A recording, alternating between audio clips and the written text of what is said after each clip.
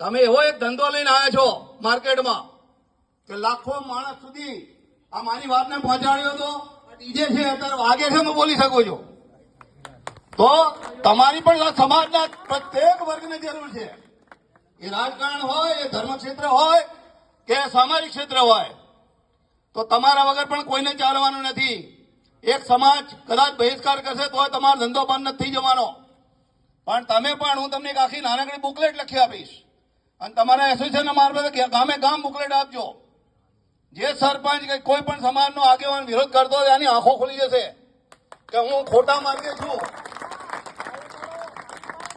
એ book પણ હું તમને ચોક્કસ સમયમાં લખી આપીશ. તમારી ઈચ્છા હોય એટલી છપાવજો. મારે કોઈ એક પૈસો એમાં લેવાનો નથી અને મારો કોઈ સ્વાર્થ નથી, પણ તમારું આંદોલન બહુ મજબૂત છે અને સાચી દિશામાં છે. તો હર સંભવ હું આપ સૌને ખાતરી આપું છું કે હર કોઈ રીતે હું તમારી સાથે રહીશ.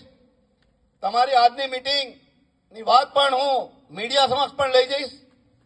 આટલી બધી મોટી સંખ્યામાં આપ સૌ ઉપસ્થિત છો, તો પત્રકારોના માધ્યમથી પણ આપણે જ્ઞાનીબેન અને આખા કોંગ્રેસનો જેટલો ગુજરાતમાં સમુદાય છે એ લોકોના સુધી પણ આ વાત પહોંચાડીશું. વ્યક્તિગત રીતે આપણે બધાને નથી, અખબાર એવું માધ્યમ છે, વોટ્સઅપ એવું માધ્યમ છે, સોશિયલ મીડિયા એવું માધ્યમ છે કે તમે તમારો અવાજ લાખો માણસ સુધી લઈ જાઓ છો, પણ એનું પોઝિટિવ આપણે રજૂઆત કરવી પડે.